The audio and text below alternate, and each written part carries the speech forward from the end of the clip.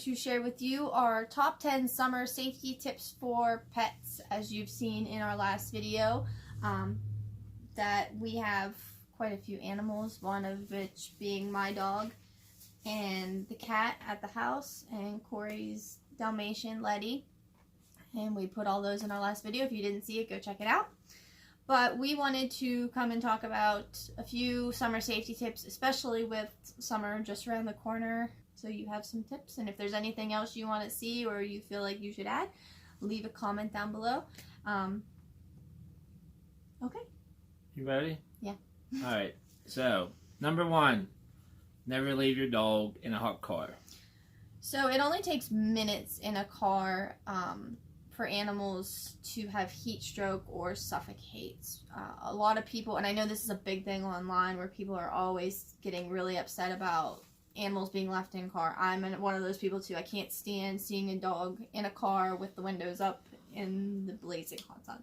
Yes. It's not that hard to drop your window a couple inches or carry a bowl that you can put water in for it if you're going in for a couple minutes. I mean, it takes no time at all. There's a kitty. And, you know, like she said, it really doesn't take long for the temperature inside of a car to get crazy hot.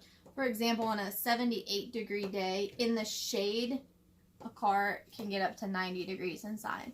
In the sun, that's about 160 degrees, which isn't safe for anyone, especially our pets. Right. That's just crazy hot. So, when all else fails, take your dog for ice cream to cool her down. See, it's really hot in here. Poor girl's panting like crazy. And we were only in the car for a few minutes. So, all you see is a tail here. Yeah. Okay, number 2, keeping their paws cold. The pads on their feet are sensitive to asphalt and metal. They can get very, very hot. Hot enough to burn them, or even just enough to lead to them overheating in their temperatures. Right, because with the dog's paws is where they let heat out, but they also take heat in through their paws. So, you know, keep them cold. Keep, you know, boots on them if you're walking on black asphalt or cement. Beds of trucks is a no-go because they get really hot too. And that's not something that we thought of before, especially living in the area that we do. You always thought about just throwing your dog in the back of a bed of a truck when you're going somewhere. I know my dad did it, and it's just not safe in general. No. His dog had jumped off the back of it and actually broken his leg and had to have emergency surgery because he was still a puppy. Just not a good idea in general. No, not at all. Even where we're at, though, it's either raining or cold out, so it don't matter in the summers anymore. Even in the summer, we haven't had a nice summer. No. Number 3, always make sure your pets have access to fresh drinking water and shade. Our pets tend to get a lot thirstier than we do, and we don't really think about it. We kind of take it for granted at times.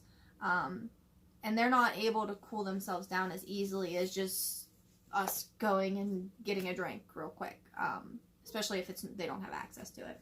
Right. I mean, if they're going to be outside, bowl of water. It's not that hard, guys. Come on. You want the pet, take care of them. Don't leave them out a long time in the sun, especially like picnics and stuff. Now, I realize there's some places they can get away, like under a picnic table, or, you know, maybe there's a creek there you can cool them off in, but it's just not a good idea for full sun.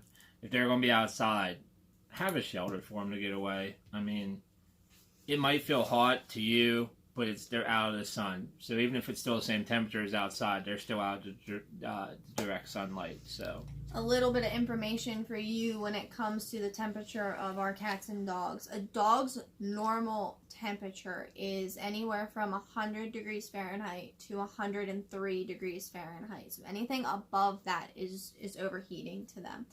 Cats are 100.4 degrees and anywhere ranging to 102.5 degrees. So just be mindful of that if you take them to the vet, or even if you check their temperature. It's a good notion that they're overheating or that they're sick in some way, because that's how we found out that Lydia was when she was sick. Yes, and it's not like people. It's 1-2 degree in a person isn't a big deal. In an animal, it is.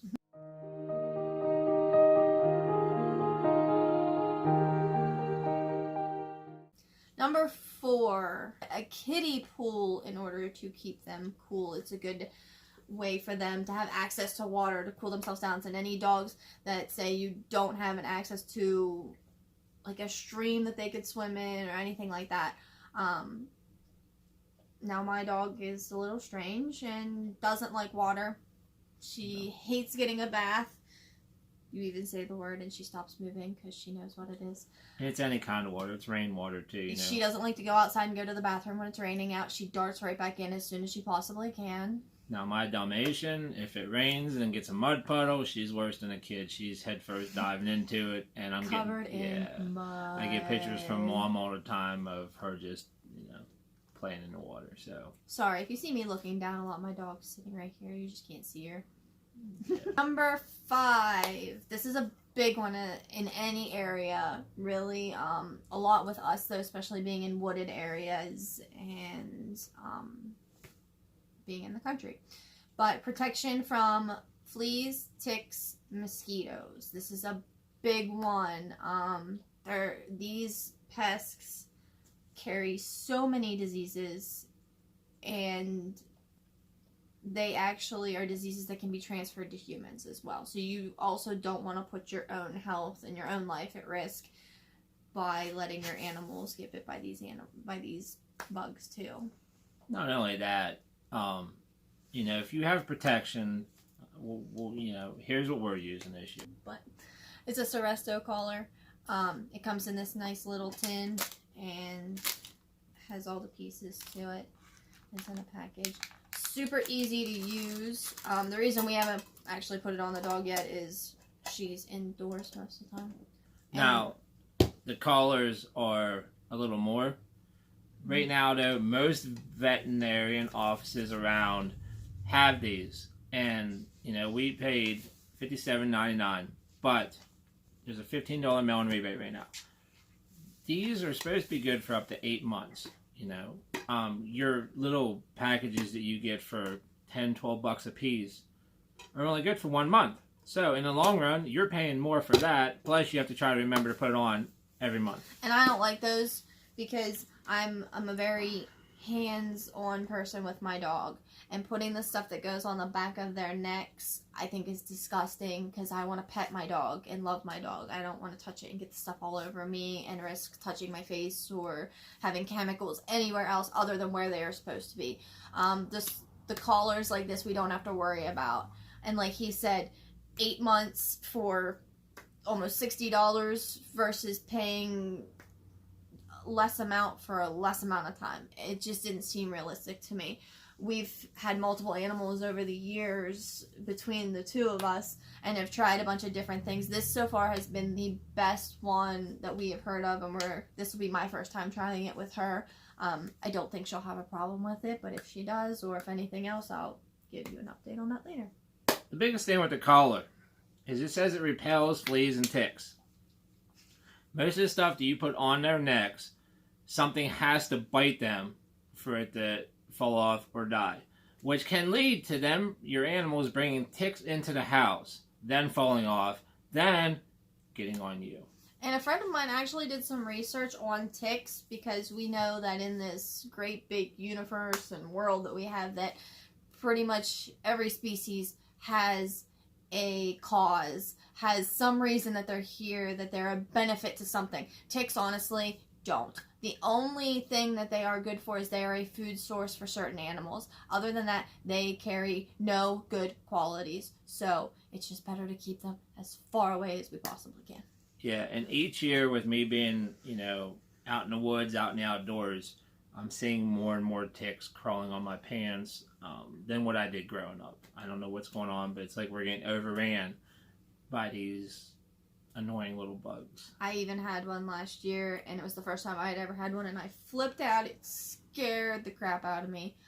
Luckily, he was able to get it off with no problems. I had it checked by a doctor and everything, no issues. but it's still not something you want to risk. It's not worth it. So doing something like the collars for our pets, they make them for cats too. His mom's cats have them, and they're safe. The biggest thing that I notice with people, which I can go into a more depth about this if you guys want to see, but the biggest thing I noticed when I was doing some research on them is people just putting them on too tight and they're irritating the skin. They do have a chemical on the collar, and just like a regular collar, you can't put them on too tight. It'll rub. But it's the same way, the ones that you put on the necks can irritate too. Now, we're not throwing them under the bus. You know, if you only want enough for summertime, you know, most summers only last 4 or 5 months. Go get that stuff. I'm not throwing anything under the bus. No. As long as there's some kind of protection on for your animal, It's better than nothing. Yes. Yes. Okay, number 6. This was one that I didn't know about, and I don't think Corey did either until we started looking into these different tips, and I think it's a good idea, especially because of the dog that I have. They actually make a sunscreen for your pets specifically. You do have to reapply every 3 to 4 hours, just like you would yourself. But it's made specifically for your pets. Now, I wanted to look into some specifics to give examples and see what I could find, and I forgot. But I will be doing that. But the biggest types of dogs that need this would be anything that has short hair or light-haired skin, which I'd love to show you Lydia right now, but there will be clips of her. But she is both of those things, and her skin color underneath her fur is very, very light. Her nose is pink. Her eyes are light. These dogs are more susceptible to getting burnt by the sun.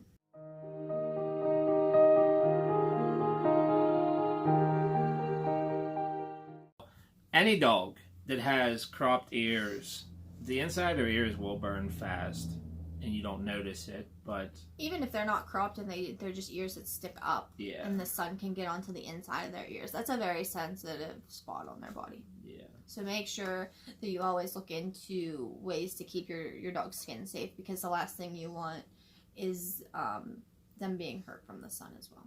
Number 7, don't shave your pets. Yes. It's okay to trim them down. We're not saying don't give them a haircut to cool them down, because we do that especially with labs, golden retrievers, anything like that. But your pet's coats are naturally designed to regulate the temperature of their body. It's not good to shave them down to their skin. You think you're helping them and helping them cool down, and it's really not helping them. No, there is a reason why your dog sheds, Most long-haired dogs shed twice a year. Once in the spring, once in the fall, because they're getting rid of their winter coat and getting summer coat. They're getting rid of their summer coat then and getting winter coat, which has more fibers in it to keep them warm, and then in the summer has less to keep, that way they're able to lose body heat, but it still lets heat from getting directly onto their skin. It's not, I've seen dogs get shaved down, No. I mean, I'm all about trimming your dogs. Golden retrievers, we've raised Afghan hounds, which, a lot of times their hair touches the ground and they stand 4 feet tall from ground to back. It's not bad, unless you're showing it, and, everybody knows you don't shave one of them down if you're showing it. But don't take it down to the skin. At least, let an inch on is what they're recommending. I'd let a little more than that even on, but. Okay, so number 8, mind your walking hours. Anybody that is active or likes to run or take walks knows that the best time of day to do that is in the late evenings or in the early mornings. Our pets are the same way. They can't stand being out in the sunlight like that. They shouldn't be out in the direct sunlight. They need to have access to water and shade, just like we said before. It's just an easier way for them to get overheated. So mind your hours that you're taking them out. Yes, and it goes back to keeping the paws cold too. If you're going for a walk, try to watch where you walk. If you can, if you're walking down a sidewalk or something, if your dog has a chance to get onto the grass, put them on the grass. Now, if you're going on like a nature walk or something, they have boots. Or little booties for the dogs, keeps thorns out and everything else. it just saves them a little bit. I know from experience, we had a lab that we took hunting. We walked it on, we had this gravel trail. When we got back, after a couple hours, her paws were cracked and bleeding, and we had to put Neosporin and stuff on for a while. We just wasn't thinking about it at the time. Now, something else that we got is this really cool water bottle. We found this at TJ Maxx, so they have tons of them. You can check them out. Let me see. And it comes with a collapsible bowl. Like, you can fill it full of water. It has a hook. You can put it on your backpack. And it's an actual water bottle that wouldn't only have to be used for your pets, so it's easy to use for yourself, to refill it. It's safe, it's leak-proof, dishwasher safe, and lightweight. We haven't actually tried it yet. That's why it's still in the package. But yes. But I mean, it was $10. And, even if you're going for a mile, if it's warm out, it really wouldn't hurt to have something like this that you can give them a drink. Now, I know there's another system that has a little bowl on the top, and you squeeze the bottle and it fills the bowl up. So it's another one? Yeah, definitely check into them, because they need drinks more than we do. We can walk a long way without needing a drink, but they get hot fast. We don't want to risk them overheating. Number 9, another one that won't be pertaining to my dog because she hates water, but life vests. And I know that sounds silly, but not all dogs can swim well. I really don't think Lydia could probably swim very well just because she hasn't been in pools or anything like that where she's had to experience having to swim. Well, not only that, even if you think your dog can swim well, they're made for short distance. If you're out on a lake and say you're kayaking, your dog jumps off, a life vest will keep it. It's just like a person life vest. It'll keep them floating, easier for you to get to. It's just a lot safer. Now, we're working on this guy's house, and he got a new pool. He has a golden retriever that is worse than a kid. I got to see it yesterday. As soon as he opened the cover, the dog was heading to the pool. He has a life vest, and this dog has his own floaty, where he just floats around in the pool. But, there are some dogs out there that are worse than kids. If they're around the pool, they're jumping in. And, I wasn't around it because we didn't have a pool, but I got to see it, and it's really cool. But it's the same way as it goes along with everything else. They can get into a pool to cool themselves down. That's one of the biggest things. Plus, aquatic exercise is one of the best exercise for an animal. It builds up their chest, their lungs, all that. Plus, it's, muscle toning. There's a lot of aquatic therapies that vets do for after surgery recoveries on certain things like, back breaks, leg breaks, stuff like that. It's really important. It's the same thing that we do for people. Like, we don't really take into consideration how much our animals are like us, and they need a lot of the same things that we do. They're family members too, and we treat them as if they are. Like, if you could see her right now, she's being ridiculous. They enjoy the water just like, most of us. But, something else too is if, You're gonna knock the camera over. If you've got dogs and use them for hunting, there's a vest out there that is orange for safety. It's neoprene for water repellent, but it also acts as a life vest.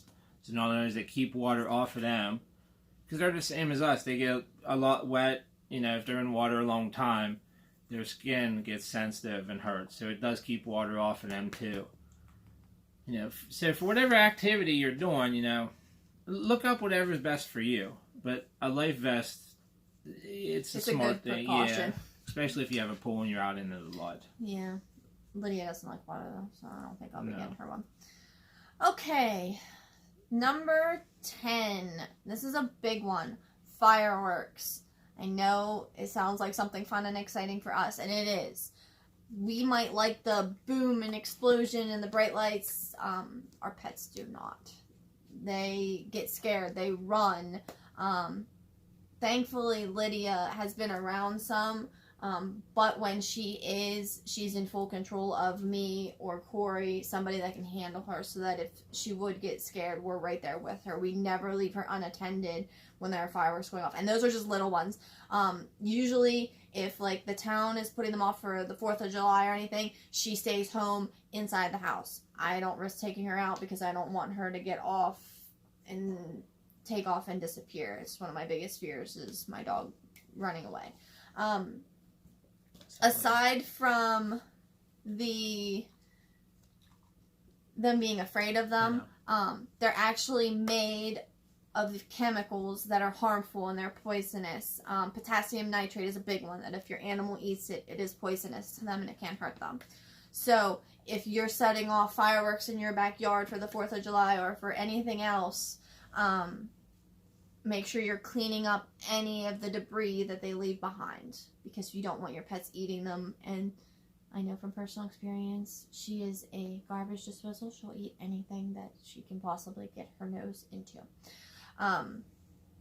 We also, the whole reason why we did this video at the beginning of summer, the 4th of July is coming up very, very soon, a lot sooner than what we realize. And that is the biggest time of the year for runaways, because a lot of animals can get out, or they hear it and they're afraid and they take off, they run, and they hide. So please be aware of where your animals are when the fireworks are going off, or if you are setting off any of your own. Be mindful of them. They're very sensitive to things and it scares them. They don't understand. So just be very mindful of your animals. Now, this branches off more than just fireworks. It's any kind of loud noise. Mm-hmm. Their ears are like 5 times more sensitive than ours. If you live in a country and you want to shoot off guns and stuff like that, it's the same deal. Now, I had a yellow lab that I bought for hunting, and it didn't work out because she hated water and she hated loud noise. But we had a baby gate on the living room, and if there was any kind of fireworks, it didn't matter if it was just a small one, she was full speed through that gate and up the steps. So not only, keep them in the house, but put them somewhere that they can't hurt themselves if they go to take off. Don't have nothing sharp around them. Sorry, I stopped petting her. To where they can hurt themselves if they start to run. It's something. I've had a lot of dogs that were totally afraid of any kind of loud noise. This one here, her tongue. She's afraid of everything, though. Yeah. Her tail knocks something off the table and she takes off and runs and hides. Just for an example, today I had a piece of bubble wrap and just one pop of the bubble wrap and she was gone. And those are just little bangs. Can you imagine if there was a big bang and it scared her? Yeah. So just be very mindful of your pets and where they are, what they're capable of getting into. But other than that... Yeah, and it goes back to, we're in a party season where a lot of country people like to shoot off big fireworks too. It's all of it. Just make sure that they're safe if you're going bang. Yeah, and we like to have our fun too and set off fireworks and go and see fireworks, but we're always mindful of where our animals are and that they're safe at all times. So that was our top 10 summer safety tips for pets. If there's anything else you'd like to see about our pets, if you'd like me to try and show you anything that she can do, I plan on doing more videos with her. If you have any comments, any other advice that you want to add in, drop it down below in the comment section. Right. And it doesn't have to do with animals. No, it can be anything with us or with me. Corey also has his own channel, which is linked in the description box. If there's anything you would like the two of us to do, or you can go check out his channel, let us know. Make sure you give this video a thumbs up if you didn't already. And crack the bell right beside the subscribe button so you can see us, more of us. Every time it comes up, you get a notification. But for now, guys, we're out. See ya!